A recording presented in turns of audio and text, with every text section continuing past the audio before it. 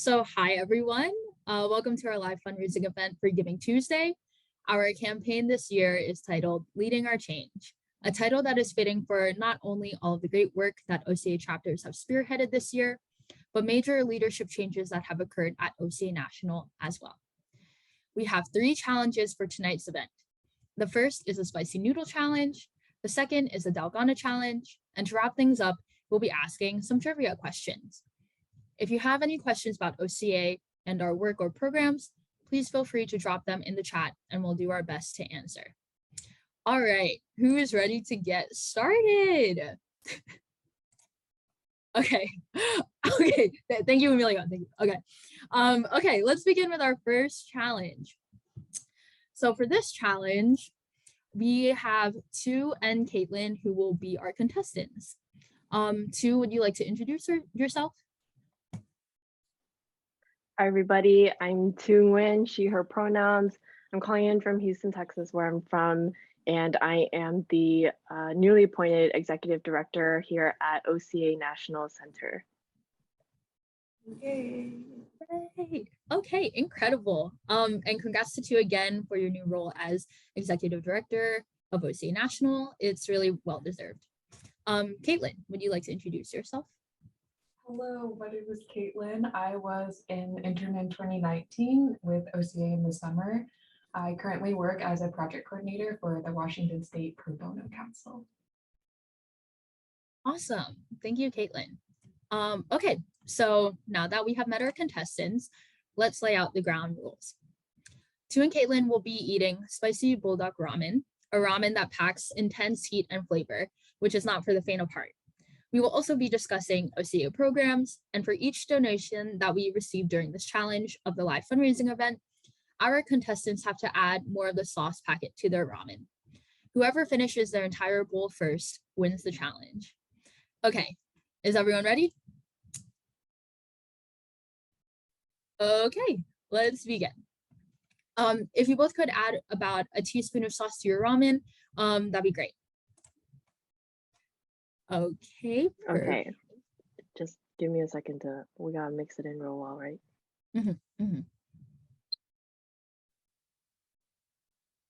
How's it looking? Quite red. Okay. Okay, so our first question goes to Tu. Tu, can you please tell us a little bit more about the difference between APA Youth Advocate and APIAU leadership programs? Yeah, happy to, but before I do that, let's Caitlin, I'll cheers you to our first bite of ramen. Are you ready? Go. All right. How's yours looking? Oh, so red. It's fiery red. Okay, cheers. Cheers. Oh,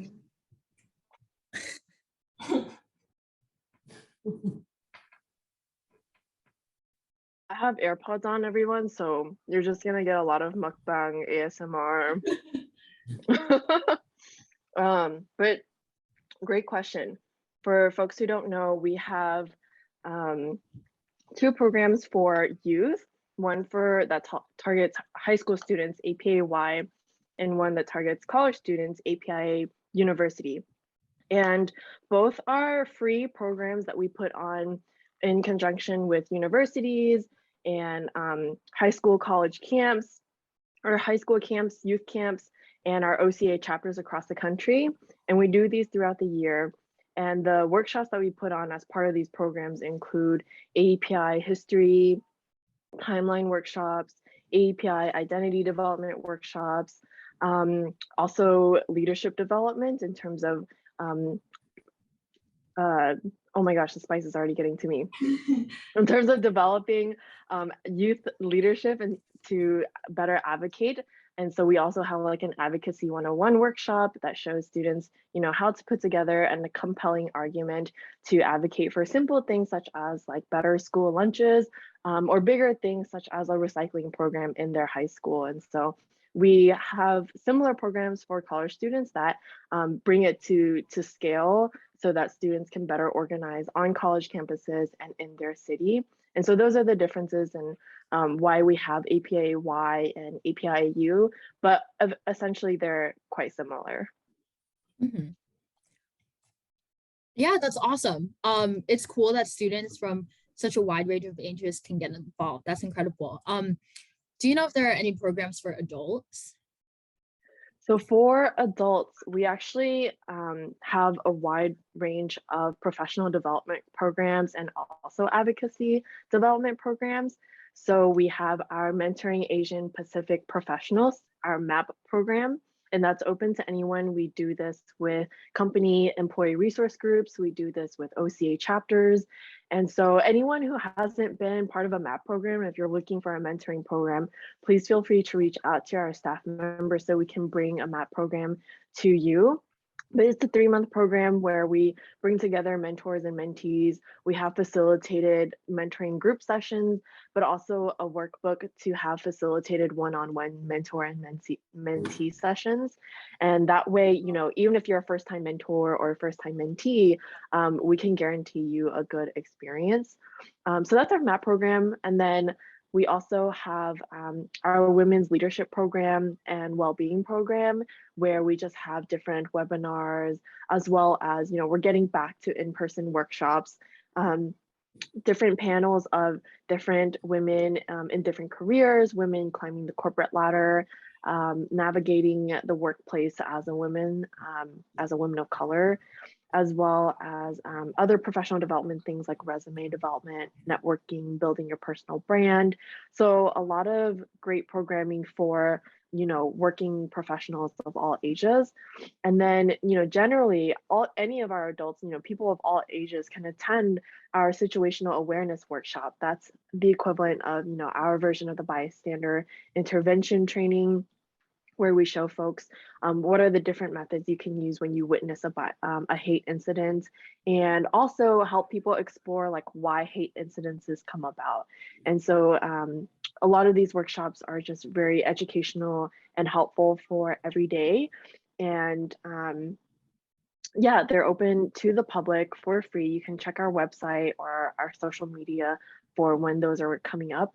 And we have a lot more programs than that, like digital literacy and rapid response training. So yeah, plenty of workshops for all ages. Yeah, that's awesome. It's cool that we have such a broad range of programs for everyone. Tian and Caitlin, how are we feeling? Is the spice kicking in? That's good. That's good. That's good. Now, Caitlin, so as you mentioned before, you were a 2019 OCA summer intern. Do you think you could tell us a little bit more about your internship placement and your experience with your cohort?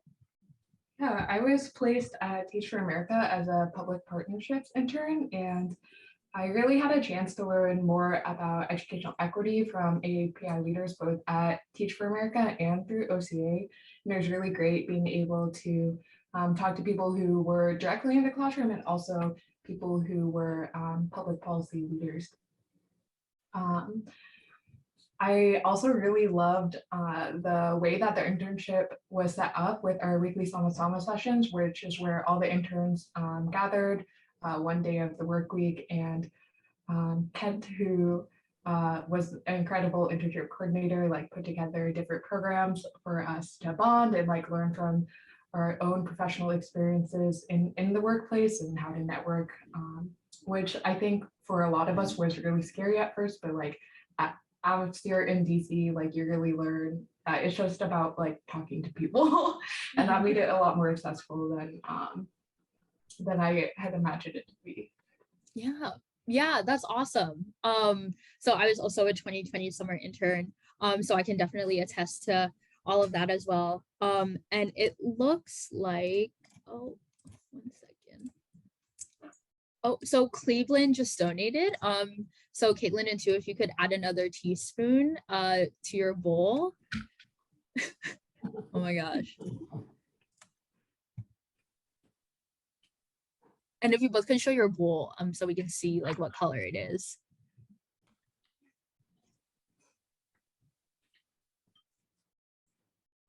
know if the lighting is very good, but it is. Thank you so Oh. much, Lisa.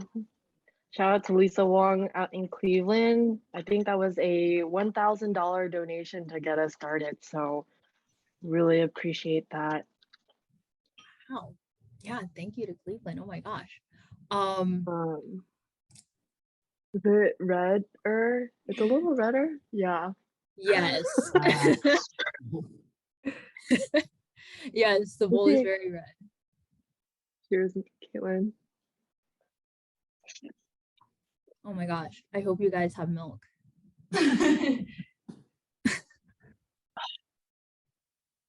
Oh, and it looks like Central Virginia chapter will be donating 500. Angela, thank you. Thank you.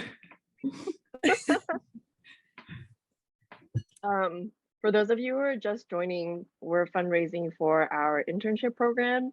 And if you haven't seen already in our various announcements and our social media, we're happy to, I just added another teaspoon. We're happy to announce that we've, since Caitlin's time, I think in 2021 actually, so even Caroline, you're the last class who used to be paid a $2,500 internship stipend for the 10 weeks.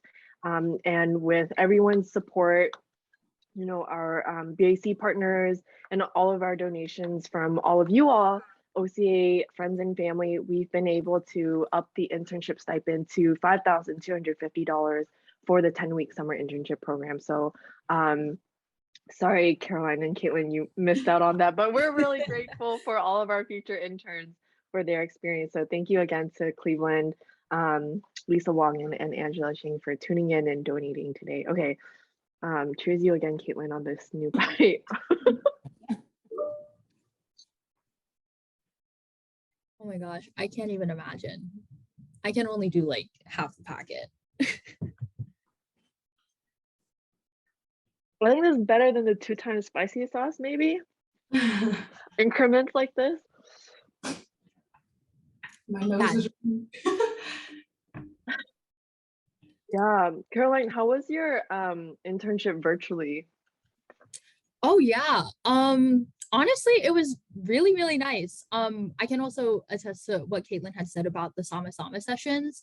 So those had lasted entire Friday or the entire Friday. And those were really fun. One of my friends from North Carolina, actually, her name is Olivia Zalecki. She was one of the speakers at one of our Sama Sama sessions. So it's really nice just to see how vast the OCA community is, how it really spreads at like the local level, and as well as just like close personally, like in my personal life. And so I really enjoyed that. And then also I really liked Advocacy Day, actually, like prepping for it. And we talked to my senator from North Carolina, which was interesting, but it was a really good experience nonetheless. Not there yet though, but Caitlin, you're the last class that got to do an in-person internship. How was your Advocacy Day in person? Yeah, it was really great. We were split up into like separate groups. So some of us were talking about policy to keep families together, and some of us were talking about educational equity and some of the legislation that OCA was supporting there, or and like really prepared us with all the materials that we needed. And we went in talking to some of our representatives as well. And so it was really impactful. Like that was my internship was the first time that I'd been in DC before, and being able to go talk to like Congress people or people at House was just really, you know, that was like a firsthand experience for me. Beforehand, you know, it was all phone baking and that kind of thing. So it was great being able to do that kind of thing in person. I'm not sure if you can hear my cat, but sorry. That's awesome to hear. Yeah. Yeah, I agree with that actually. Like during Advocacy Day, I know my group was like really nervous because I think a lot of us weren't, or we haven't talked to representatives like in that way, or like directly with their staffers. But yeah, Ken did a great job of prepping us, and as well as the entire OCA team last year with my cohort. Just did a great job of prepping and making us feel comfortable and everything. Yeah, so just to let our audience know, because I don't think we introduced the internship program, but during their 10-week internship program, there is actually one dedicated advocacy day where our staff sets up meetings, and you can't tell, but my brain is like tingling right now. But this is all just intuitive knowledge. This is how well I love our internship program. But we set up meetings with congressional offices, ideally, in person on the Hill, but with Caroline's case, virtually over Zoom. And each of our team members, our staff members, chaperones one internship group. The cohort is broken out into 5 or 6 smaller groups, and they take different visits. We visit, I know Michael's on the call. I don't remember. I think we visit like 10 or 12 offices depending on the year. So we do make our rounds around the Hill. And a lot of the times, most of the time, it's the first time these interns have had a Hill visit, a legislative visit, talking with congressional staffers. Luckily, some people get to meet with the member themselves. Did any of your cohort mates meet with a Congress member? I don't remember. I'm not sure. Oh yeah, but yeah, sometimes people are lucky enough that the Congress member actually shows up, and so we're really thankful to our congressional partners on the Hill, and also our policy team for setting up Advocacy Day and having that experience for the interns. Yeah. Yeah. Two, I have a question for you. So how does your identity influence your work at OCA? Great question. I identify as a Vietnamese American daughter of Vietnamese refugees, and so my parents are naturalized citizens. I was born in El Paso, Texas, and so growing up in Texas, where in the South, has really informs kind of how I see community, because living in West Houston, I'm actually out in Katy, is where I was in a predominantly white part of town. But then as I went to school in downtown Houston, I got to see really how communities are able to meld together and mesh. Houston really is like a melting pot. And so and a lot of refugees do also come to Houston, luckily. And so I've been able to see how refugees are able to build their own communities and help each other up, and also how API communities eventually, build community and solidarity with other cohorts, right? Like the Black community, the Latino community, and Native community. And so I like to bring what I have witnessed and experienced in Houston to the work I do at OCA National, in terms of just partnering with other folks, just setting aside pride, and setting aside, any kind of like differences, and bonding over simple things like food, which is central to like a lot of our cultures actually. And just finding similarities and really coalescing around that. And so yeah, I think my Houston upbringing has really helped me a lot in terms of like organizing work. Yeah, shout out to Houston. Yeah, H-Town. Okay, so it seems like Stan donated 1,000 in honor of Caitlin. So it seems like he'll be donating 1,000 to the internship program. So if you both could add another teaspoon.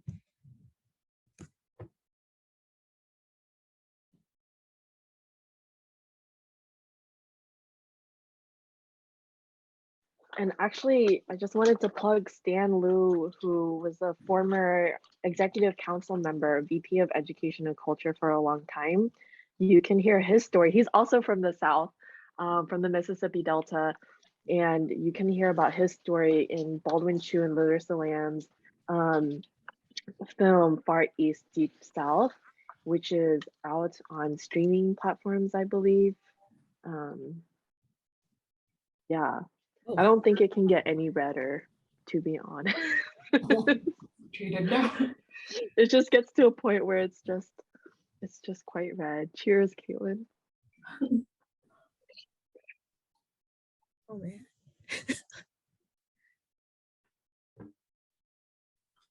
All right, out of 10, how's it feeling right now?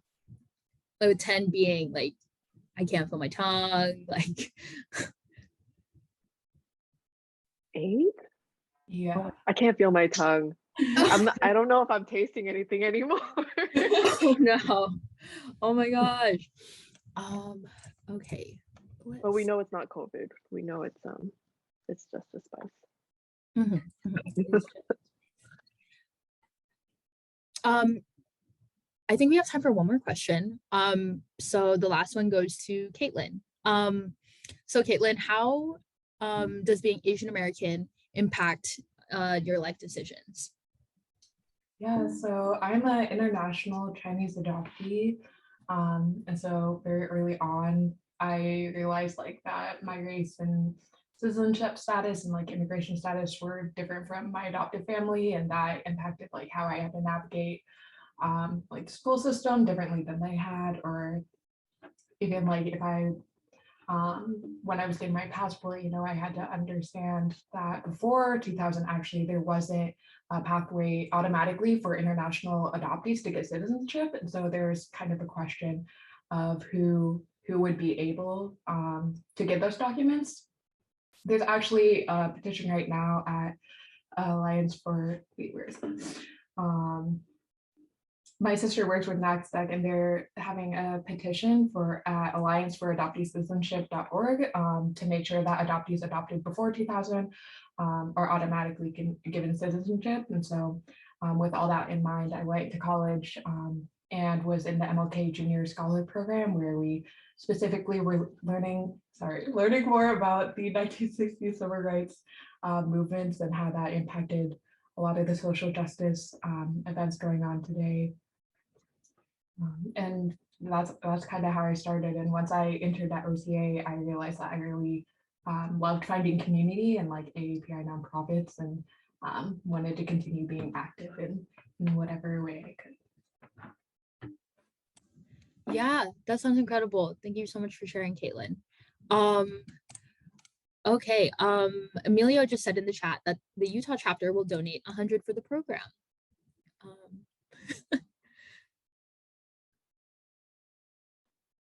Shout out to Emilio chapter. I think that was the last question, right? So this is like the cutoff for the spice. The spice? Yes, yeah, I know. Oh my gosh. Caitlin, you're doing really well. Okay, I feel like my spice tolerance is good, but my nose is runny, so I don't know. Yes, please drink some milk. All right. Emilio, I don't know, but it's super dark red in places. Oh, did I say that?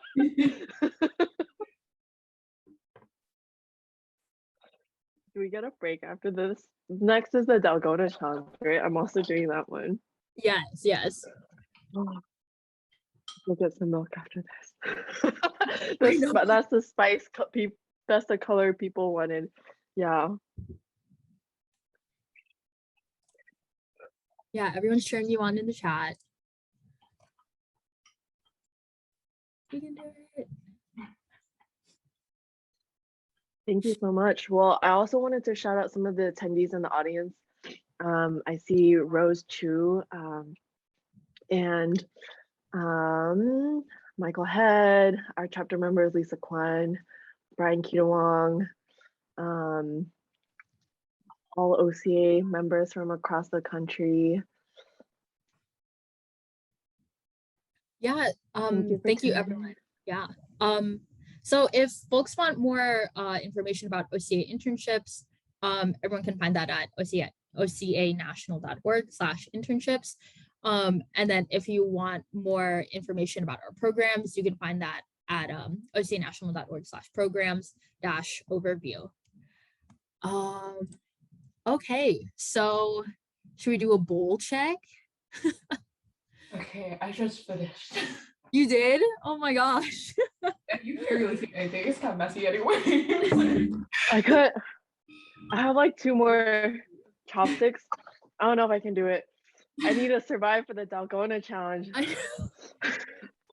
I know, Tu's doing like all the challenges.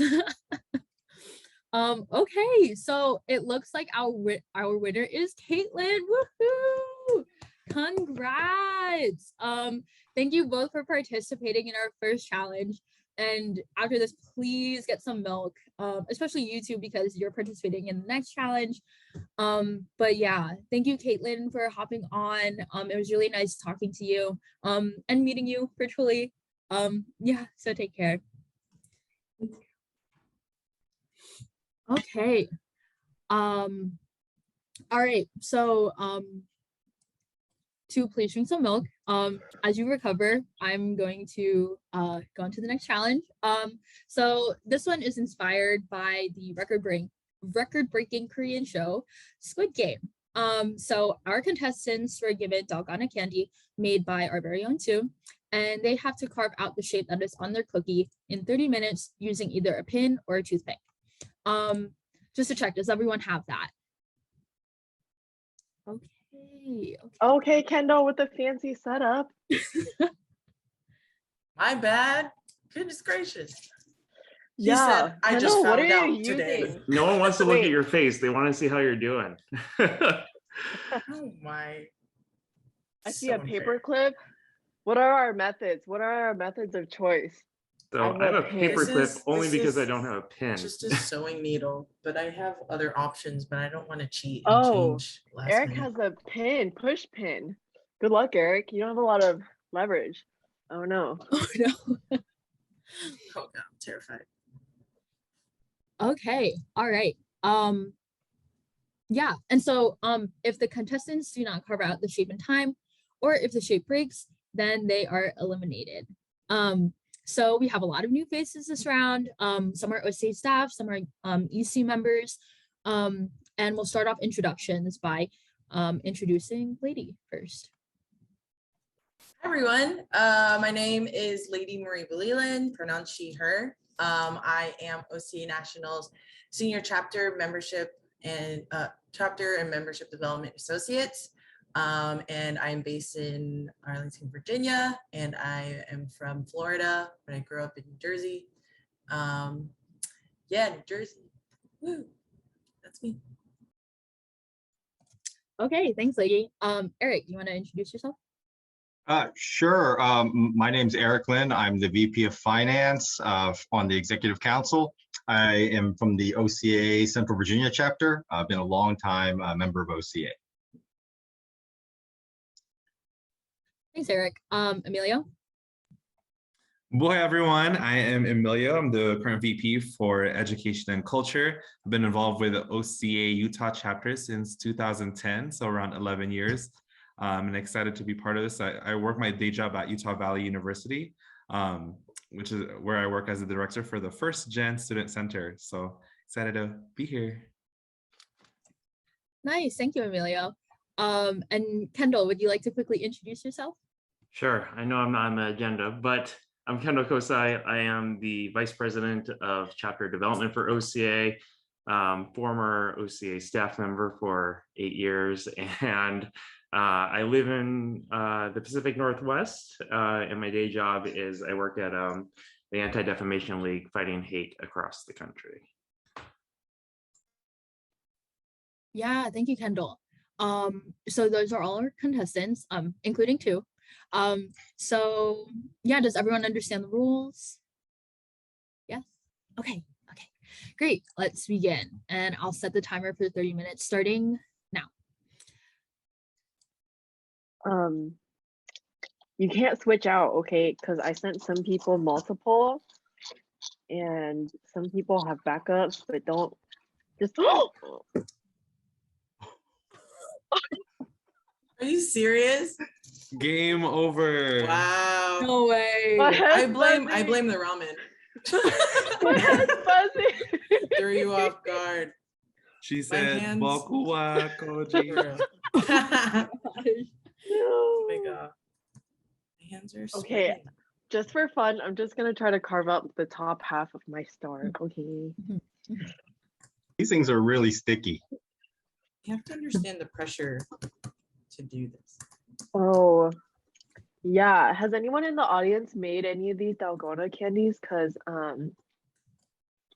yeah, we should stay unmuted. But if you make them too far in advance, because I was testing them out. No. This is so funny. Oh no. Just gonna eat it now. Wait, how long do I have? Yeah, 30 minutes. Oh, that's a lot of time. Mhm. That is a lot of time. How much time did they give in the movie? Does anyone remember? Oh man. This is delicious. Eric, did you say you had another one? I do have another one. I still have my other two. Okay. I'll work on that one for fun. Yeah. 10 minutes. Oh, hey, I got one part of my broken piece. I would Um, die. Yeah, if you make these too far in advance, the moisture in the air like softens them, so they actually become really oh shoot. Because you live Now in I'm Houston just too. ruining this. My hands are sweating. I feel like Oh, that's a problem. that makes sense. The moisture in the Houston air. I didn't think about that. Mine's kind of I soggy. It's kind of soggy. A little sticky. Yeah. Oh, I mean, yeah, it's candy. But like you can't lick through this like the show because Yeah, Yeah, it's so I- thick. I was gonna I've try totally that. done it before. She's a little No, thick. do She is. Oh gosh, dang it. No. What? No. Okay, but the guy he scratched it halfway and then he licked. Okay, so Yeah. you can't say that it's just because it's thick. Okay, well, I didn't die. So. Oh, man. Oh man, I broke my second one too. Oh wait, I can do another one? For Okay. fun. Just for fun. for fun. Oh, okay. Oh, so it doesn't count. But Dang it. Emilio and Kendall are the only one actually in the running. Does anyone want to donate and bet? Donate in On who? Kendall's name or Uh-oh. Emilio's Oh, name? Yeah, they No. should be able to No, donate and let us get back in the game. Oh my gosh. No. Emilio won Let's just go. by licking. He didn't Really? He's not do gonna- actual scraping. Kendall, you broke yours. No. Emilio Wow. won By by not default, let's scraping go. By at all. default. See, if I know, we just sit there and wait. Oh my gosh. Well, I just also wanted to announce that we have just processed our first stock donation actually, and it's actually by Eric Lynn. So I don't know if this requalifies you, but if for those of you who are just joining or haven't received your email notification, OCA now accepts stock donations via our new tool Free Will. You can go to our website ocanational.org/donate, where you can find the link to our Free Will tool, where you can easily just give a stock donation. It's super easy to use and process. Everything goes I through got your part of it. broker. And yeah, it's an easy way to donate to OCA. So thank you, Eric, for your stock donation. I don't know if you end up knowing how much stock you donated, but on our end, we see $1,410. So really appreciate, Eric, your support of the internship program and Absolutely. leading by example. Woo. Yeah, thank you, Eric. Oh my gosh. Well, this was a Emilio, quick I round. want to see you actually lick through and complete your star. Tried I was that. actually able to get two sides off and then it broke. Like 30 minutes is a long time. It's okay. I'm sure you can lick through it in 30 minutes, honestly. It's like, how many licks does it take to get to the center of a Tootsie Roll? Or Okay, Tootsie since I'm Oh. out, I'm gonna change modes. Roll? Yeah, me Switching too. teams. Oh my god. Oh my Well, gosh. Eric's gonna monitor. Kendall's is like destroyed. Kendall, what did Wow, you Kendall. I think do? he's just eating it at this point. Yeah, I it's think he's over. enjoying it. Are we just gonna watch? I your blame hands? two for not sending me a pin. You didn't tell me. Amelia told me, and I sent him a pin. Literally a paperclip. Yeah. Too flimsy. Oh, Does everyone have an extra one? Or are they just going through the one I that have extra ones, but they're all broken. Oh, Kendall, you have extra, right? Yeah, I'm on my second right now. Okay.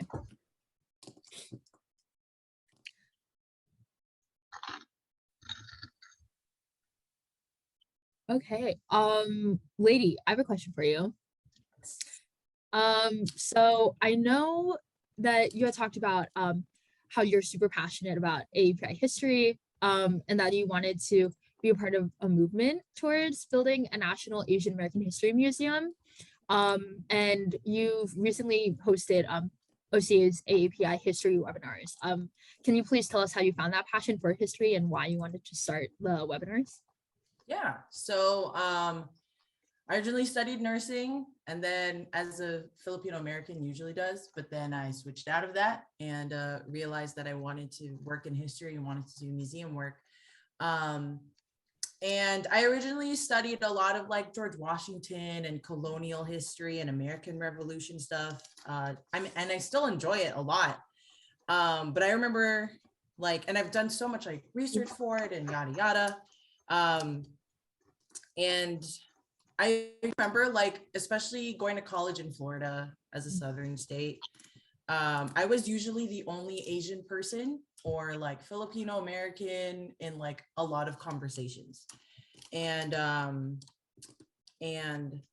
it didn't really occur to me that that I wanted to do AAPI history in museums until I visited the Smithsonian National Museum of American History. Oh my God, it's broken. Oh my God, the second one's broken. And there was this whole exhibit. It was great. It had it had Thomas Jefferson's where he wrote the Declaration, it was an exhibit about voting and citizenship and everything like that.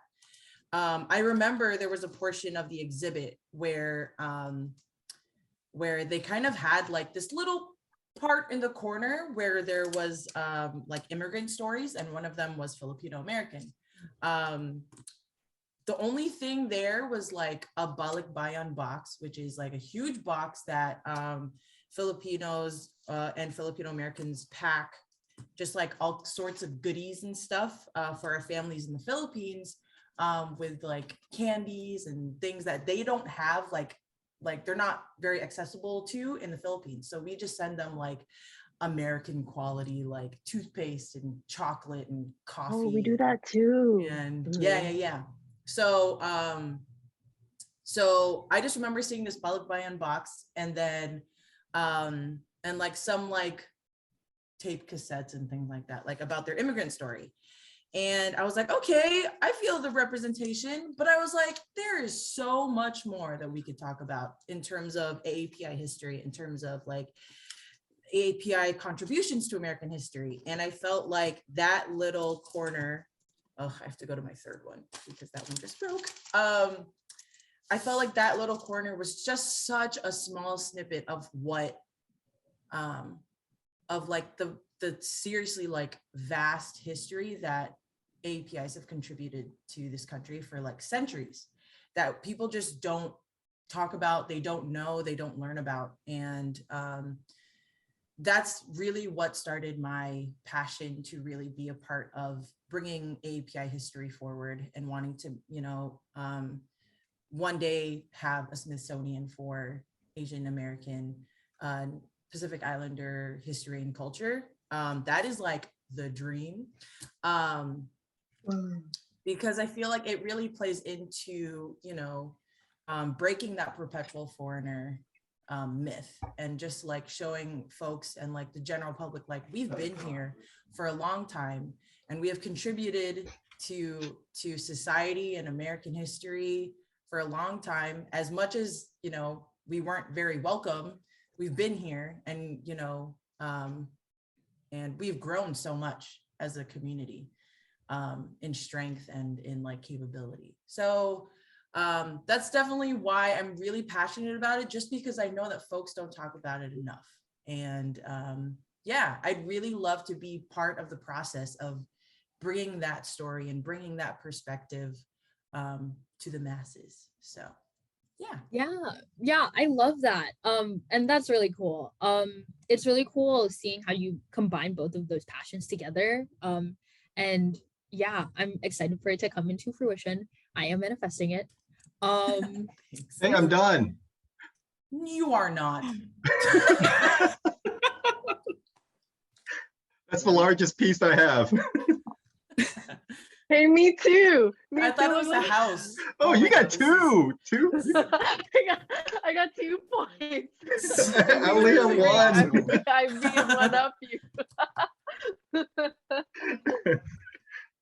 Emilio, how's yours going? I'll just show you later. Yours break? Oh no. Are you still licking yours? Oh, I'll show you later. everything's so sticky. I know, I should have licked it and then worked on it. I just wanted to shout out earlier. I think I may have missed this during the ramen challenge, but to be honest, I was already kind of dying, so I apologize. But we had $100 from Rose Chu and $1 donation every time from Brian Kieatiwong, and I know that's because I said any amount we would add an additional teaspoon. So thank you, Brian. And Marjorie Bee, who donated also $100 to our internship program. So Marjorie, if you're watching out there, thank you so much for your support. Oh, woohoo! Woohoo! Thanks, y'all. Woo! Were these cookies hard to make? They're just like, they're just tricky. It's like 1 tablespoon, and I actually watch Mangchi. If any of y'all follow the Korean chef on YouTube, Mangchi, I actually watched her video just to make sure I was doing it right. And it's 1 tablespoon of brown sugar, and I actually went out and bought these like little Korean copper bowls that people like eat like ramen in, but they have a flat bottom and they're very good to heat brown sugar in. They hold heat really, and they don't scratch. So I bought those, and you heat the brown sugar until it melts on low heat. And as it melts completely, it's recommended you use a wood stirring spoon, or else the metal spoon can transfer heat and it's hot in your hand to hold. So use like a wooden spoon or a chopstick, and then melt the brown sugar. And then you just take a pinch, like literally, and this is kind of why all the cookies that everyone has are different and they all break differently, because my pinches were never the same, but it's like a pinch of baking soda. And so I was like experimenting, like a big pinch, a little pinch, and you just pinch and throw in the baking soda as you're taking off the melted brown sugar and you're whisking it. And then I use like a flat non-stick baking sheet, but the trick is to sprinkle some brown sugar onto the baking sheet.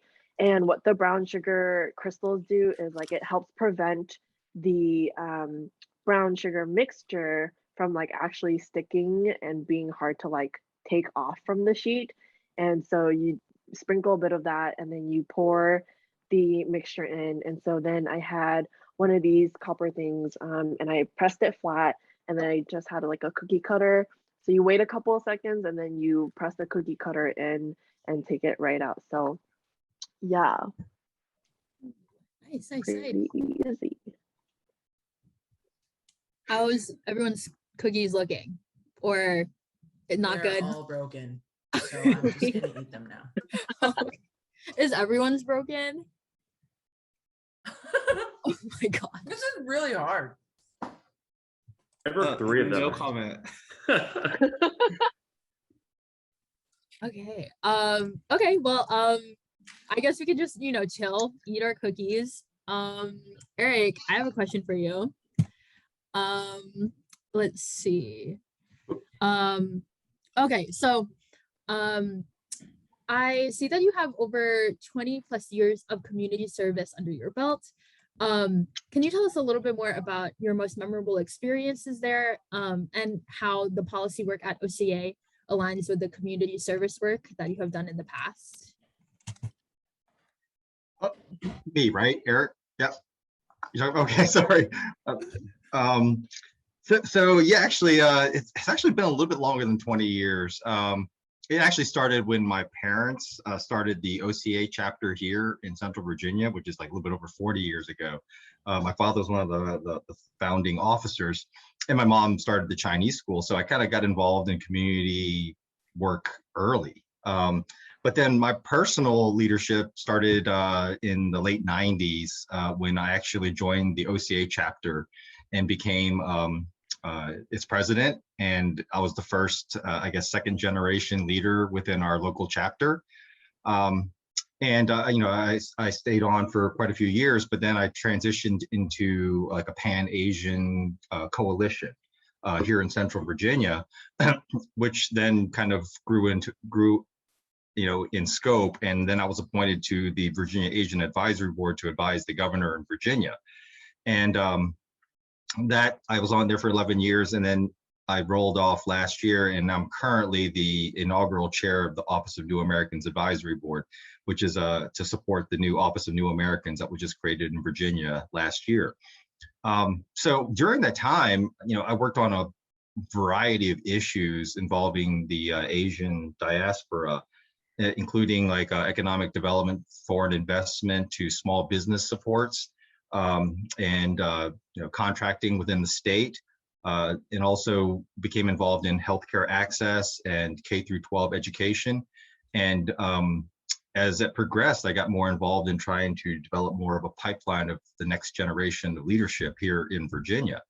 Today it actually kind of meshes a lot with what I do, or the interest that I have in being involved with OCA. I joined the OCA executive committee in, I believe it's 2016, I believe. I blame Kendall. We have a national office that we focus on these issues nationally.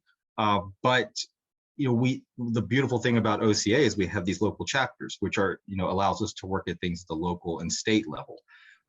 And two of the things that, or two of the policy points that we're working on nationally, I've also kind of brought back down to the state level, and those are our K through 12 history initiatives, as well as the Chinese American racial profiling piece, because a lot of it, the discourse is at the national level, but really where it's actually put into practice is in our local areas. And I just find that it's so amazing how we can actually work at this national level and in collaboration with each other, but then we can tailor a lot of our efforts at the local levels to be effective locally. So that's wonderful that we can do that through OCA, and the interns are our pipeline to the next generation of leaders. So this is, our internship program is fantastic. It's a very well-established program, and I think that that's just something that very few people can actually say that they do. Yeah, that's awesome. Thank you so much for sharing, Eric. It's clear that your dedication shows within OCA and your community. And I think we have time for one more question. Emilio, you also have your fair share of community building, with 10 years of being a key figure within the AAPI community in Utah. So what kickstarted your passion to be involved within your community? Yeah, I think for me here, I want to give you an update of my Dalgona. So it's here, but if I take it off the paper, it's gonna break apart, because if you can see, there's all the cracks. It broke. I was trying That's to what you were glue it working on. Probably the closest one. I was trying to glue it back together with water, but didn't work. anyway, so I think what kickstarted my passion, I think so similar to Eric, actually, when both of my grandparents are pretty involved in the community, whether it was back in the Philippines or here in the US, they were involved. My parents weren't as much. So for me, it just, I guess it came naturally. I just wanted to be involved in things during school, and being a kid to working parents, right? You find your own things to get busy with, and you join different clubs and everything. And for me, really, my own journey, I guess, started in my first year of college. And so I grew up here in Salt Lake since 2001-ish, 2002. Actually came from New Jersey before. So, hey, lady. But I've always attended public school, predominantly white schools, and I was always looking for community. And we do have a pretty diverse population here in Utah, but that's not the area of the city that I grew up in Salt Lake City. And so when I was looking for colleges and trying to decide, I was looking out to California because I knew that there were lots of Asians, lots of Pacific Islanders, lots of Filipinos in different colleges. But when it came down to it, I had to end up choosing the University of Utah to pursue my undergraduate studies. And that I made a promise to myself to make sure that I was able to immerse myself and hang out with other Asian Americans, Pacific Islanders, and other people of color that I didn't really get to grow up with in public school. And with that, I was lucky enough to be involved in both the Asian American Student Association and the Pacific Islander Student Association at the University of Utah, because they're separate at our schools in Utah. And at the time, and eventually became an officer in both orgs, but especially in the Asian American one. And we had a really good connection with the Utah chapter of OCA because at one point we co-hosted an APIAU together, and and that's kind of been going ever since, which is why our chapter really has a lot of younger folks or folks who were involved in college who are now out in the who are also now very active in our chapter. But I think for me, it was really seeing the change that we could make together in collaboration with other communities. I think one of the most memorable experiences I have, well, a couple, but one of them, the first one being that our Asian American Student Organization, in partnership with the Pacific Islander Student Organization, with the Black Student Union, with the MECHA, with the Intertribal Student Association, we were able to secure permanent funding from the university that never happened before. And OCA Utah, for me, was there to kind of help provide that next step. After I graduated, I'm like, okay, all of these things are things that I'm really passionate about. Being a student of ethnic studies and being involved in different organizations. Oftentimes, Utah chapter and its founders and its people were the ones connecting us to the community organizations that were out there. And over time, I just kind of came to understand, everyone has different levels of involvement, everyone has different types of involvement. But for me, over the years, what I found was that for me, I felt that it was my responsibility and my duty to give back, right, to the communities that helped raise me, that helped me grow up, and that continue to help me understand my role in the world today. So I like to continue my involvement. I like to continue to learn, but I also want to make sure that there are those opportunities still for our college students, right, for the summer internship programs, for API-AY, for the mentorship, to make sure that we're continuing to build not just young leaders, but new leaders into our ongoing API movement. Yeah, snaps all around for that. Sticky snaps. I know. Hey, I finished my star. Look, it's a Frankenstar. Oh my God. Wait, how did you do that? Little tape. I was like, did you actually use water or like liquid? No, I used tape. I used tape. Oh my gosh. That is That's what so Eric good. has been Wait, doing you need to behind the take scenes. pictures of that. Take pictures of that, and then we'll post it on our social media. Yeah, but Caroline, I just shared with you one donation, and I have a couple more that just came through.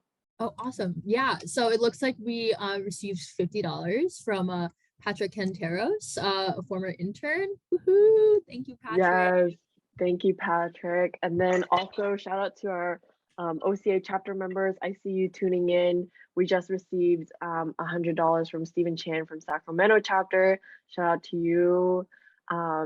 We also see Los Angeles in the audience. Hello to Lawrence, Zhou out there. Our own Kelly Tian. Kelly has been with OCA for Kelly, I don't want to like age you, but I think you've been with OCA for like over two decades. But Kelly just donated $200 to the internship program. So thank you for supporting the internship program, Kelly. As well as we see Lisa Vu from out in San Francisco. Thank you for $100 towards this internship program. And Linda Ng, who will be joining us a little bit later, but our national president just donated $2,500 to the internship program. So doing a great job, everybody. We are at $7,163 that we fundraised just tonight. So thank you all. Keep the donations rolling in for our interns and our wonderful advocacy work. Yeah, and good job, Caroline. This is all you. This is all your work. We're just players in this game, in your fundraising game. No, this has been a blast to plan. I'm having the best time. I'm having the best time watching you guys or honestly your reactions are what making this game right now, honestly. Like when Two's cookie first broke, like everyone's head jerked up. Yeah, okay, so time check 8:57. I don't know, I don't think there's a winner here. Does anyone have like, or is everyone's cookie just kind of crumbling right now, or it has been crumbled?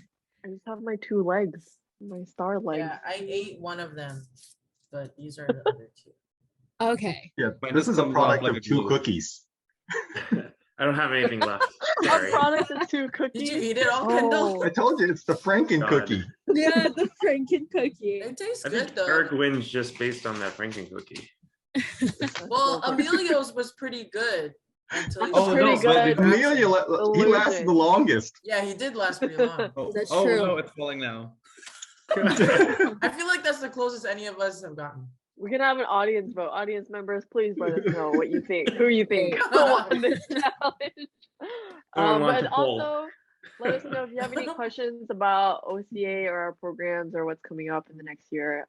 We have a few more ECN staff members rolling through. So, I also want to shout out to Lawrence from Los Angeles chapter for the $150 donation towards our internship. Thank you again for your support.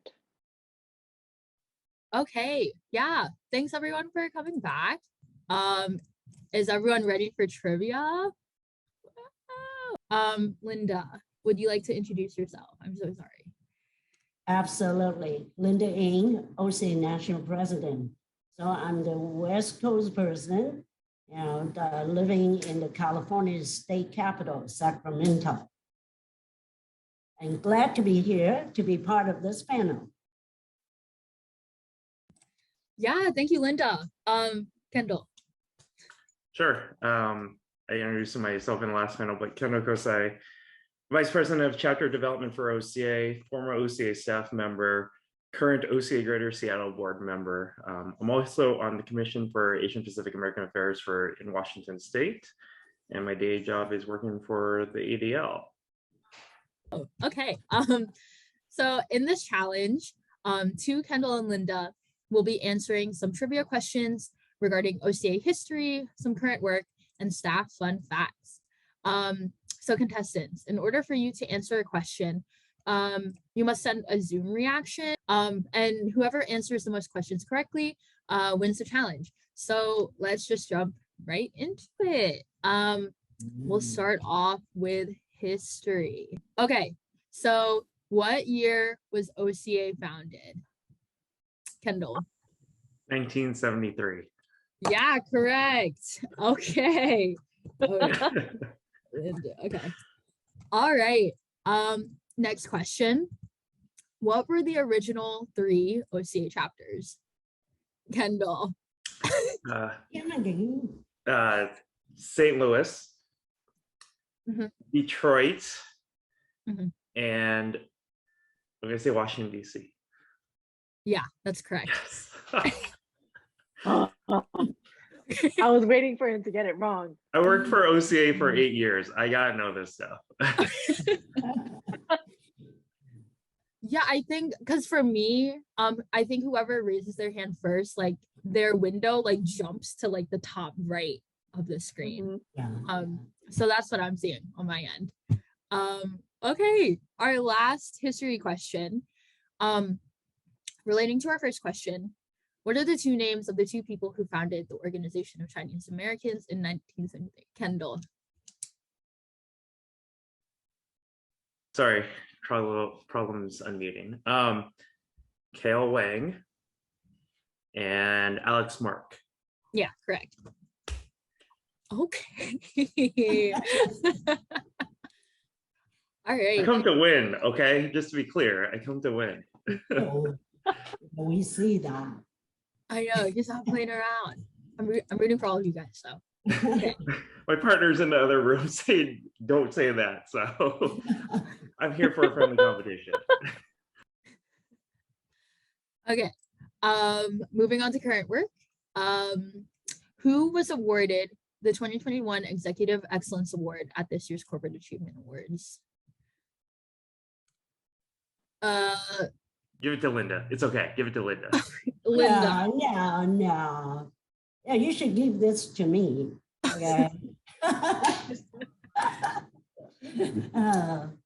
So should I go for it? Well, she has the same last name as I do, but she has an E in front of her last name. That's Karen Ng from CSMI. Yeah. Good job, Linda. Okay. So our second question for current work. How many times is Image magazine published in 1 year? Kendall. Sorry, too. It's twice, right? Yes, that's correct. Okay. 2 getting shut out. Okay. So our next question. Our MAP, Mentoring Asian Pacific Professionals program, is a 1.5-month-long program with 4 one-on-one mentoring meetings and 3 group mentoring sessions, which all help participants build networking, career planning, and communication skills. This one's kind of hard. So what qualifies folks to be a MAP mentor? There are 3 qualifications in order for people to be a MAP mentor.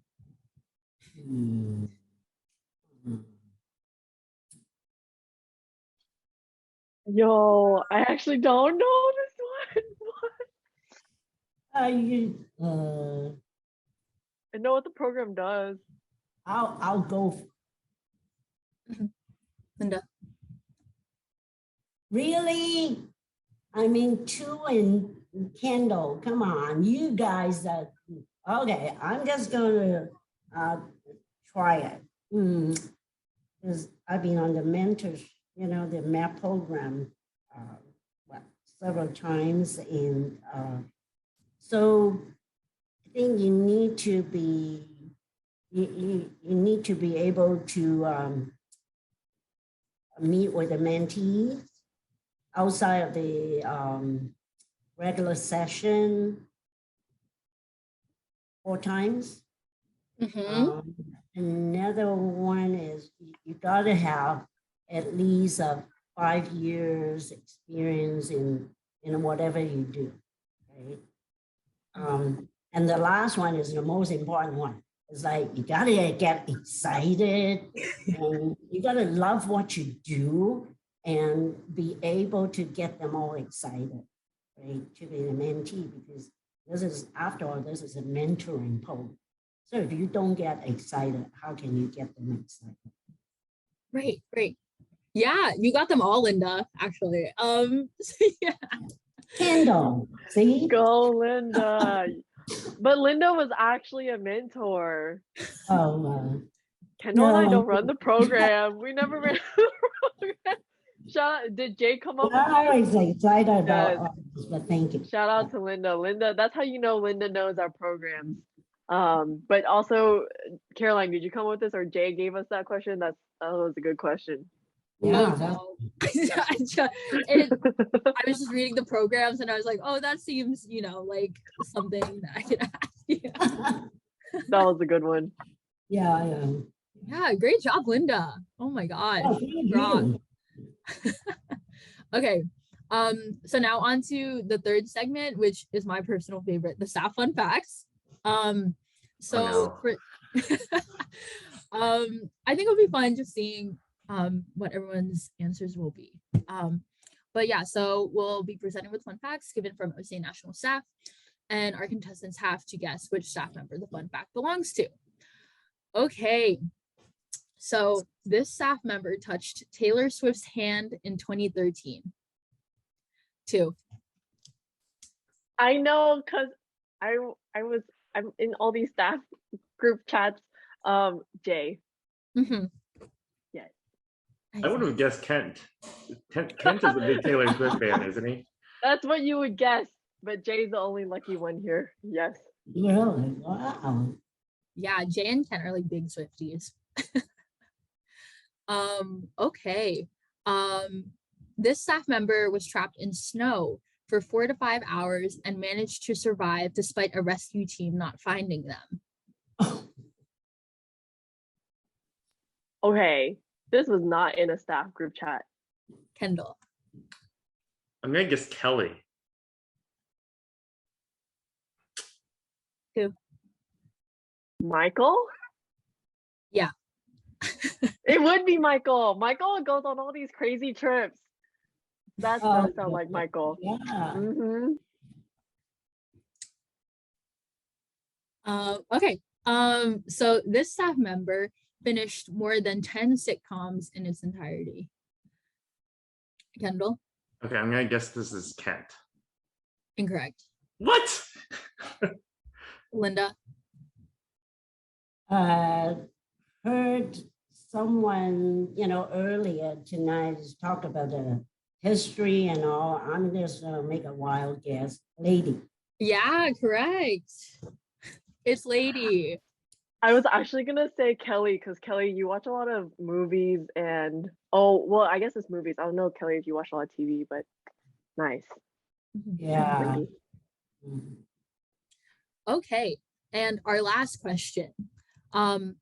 From 1st to 12th grade, this staff member was enrolled in the Talented Art program.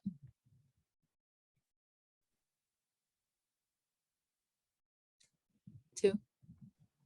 Lady. Mm-mm.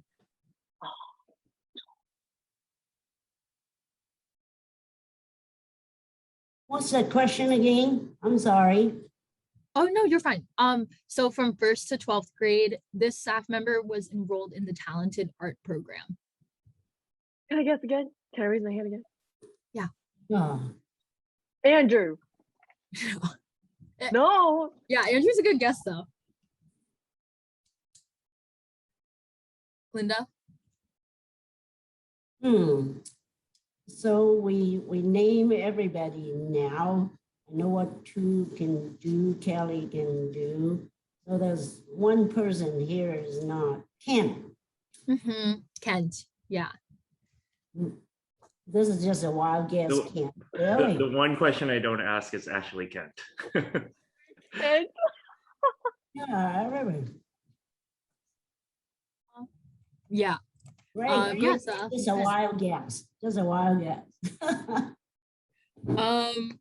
Okay, well, we have a tie between Kendall and Linda. So congrats to you both. You both got 4. 4 correct. Nice. Woohoo. Yeah, so thank you. Yeah, congrats. Thank you all for participating. Okay, well, that actually wraps up our live fundraising event. Or actually, did you want to do that extra? Yes, we actually just got a donation from Michael Zhou. Oh, Mike, one of my friends out there in the Bay. Thank you for donating to the internship program. That's another $20. That and all the donations so far have brought us to $7,333. That was fundraised tonight. Oh, and then our EVP just texted me, Debbie Chen, OCA's executive vice president, also programs director out in OCA Greater Houston, $855 from Debbie Chen. So shout out to Debbie for contributing to the internship program. So I actually made extra noodles. This was separate. So what I'm gonna do is just what I have left of my sauce, because I'm not gonna do anything with it really. I'm just gonna pour it all in. Oh my gosh. And I'm just gonna take my sweet time for more donations to roll in. Yeah, well, thank you to all the EC and interns, and oh my gosh, it's really red, y'all. Show us. Yeah, let's. Yeah, let's see the bowl. Wait, it has to properly mix, but it's pretty red. Oh my goodness. Oh. Not too bad. Will you add pepper flakes for additional donations? Will I add pepper flakes, red pepper flakes? I don't know if it'll do much. So you know what? I will. Is there anyone willing to donate for It red might pepper flakes? add flavor. If you It might add taste flavor. My sister's here. Add Come on, can crunch. you get me the red pepper flakes? Thanks. I'm busy mixing for the audience. It'll add For texture. crunch, for Mhm. texture. Oh. I feel like cooking red pepper flakes brings out the flavor more. But okay, cool. So how much of this will do? Oh my gosh. I think that's a little bit enough. all over it. Oh, okay. That's enough. I don't know. Put on the Is it pepper flakes, really? right? I mean, hot. What's the level of that? Yeah, The it's pretty common. Yeah. Scoville. Mhm. Yeah, I actually texted Eric the Scoville rankings of all the Bulldog ramen so that he would know which one was like the least spicy. And so I think that's why Eric ended up getting that curry ramen. Okay, so cheers, And everybody. it was still way too hot. Awesome. Oh, good for This you. is to all Chen. the donations that just came in to the last half of the hour.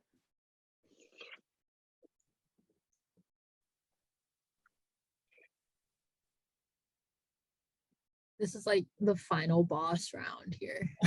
I don't taste the red pepper flakes. I think it's because the sauce is too spicy. Wow. Let's see if Wow. there's any more donations rolling in. I'm I'm gonna really laugh if grateful. there are two. If there are, If there are not, and you're just oh, eating it they're for fun. not. Philip Nguyen just donated $25 to the internship fund. Thank you for supporting our lovely interns who will hopefully be returning in person this year. So for anyone out there who is looking to apply to the OCA internship, we are doing our internship program in person this year until further notice. Hopefully, fingers crossed, there's no lockdown.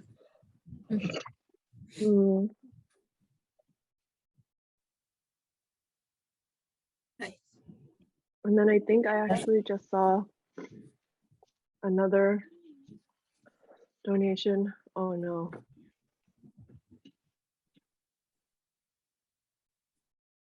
I just saw another, it's anonymous, but $100 donation towards our internship program as well. Thank you to Anonymous. So I'll just take another bite. And then Caroline, you can close out.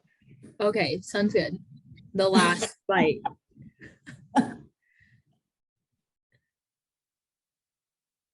Oh, It's, Angela. it's great to see two eating the noodles. It's red noodles, you call it, right? It's not ramen. It's red. It's really red. Right. So, Mhm. so, yeah. Well, thank you for having me. You know, Yeah. yeah, Yeah, this thank is you, so much Linda. fun. And I at least got a few questions, few answers correct. So yeah, I'm happy. Yeah, exactly. Thank you so Right. much for hopping on Yeah. this. Oh, Yeah, and thank you, Angela, for donating. So it looks like that we raised a total of, or a grand total of $8,188 just from tonight. So woohoo! Thank you yes. so much for everyone that donated. Let's see. And yeah, that wraps up our live fundraising event. Special shout out to all that participated in this year's challenges. And huge thank you to everyone that donated. And although yesterday was Stock Giving Monday, folks can still donate stock and avoid paying capital gains tax while still being able to support OCA, its programs, policy department, and future interns, which hopefully will be in person this year. And so everyone can do that through free will. The process is like super quick and easy. And yeah, and as a reminder, our fundraising or end of year fundraising campaign ends on January 1st, and we will announce the total funds raised then. Yeah, and thank you to all our panelists tonight. You all did a wonderful job. This was a pleasure to be able to host such a wonderful event, and thank you all for participating. Yeah, I hope everyone has a good night. Great Thank job. you, everybody. Thank Have a good you. night. Bye. Thank you. Bye.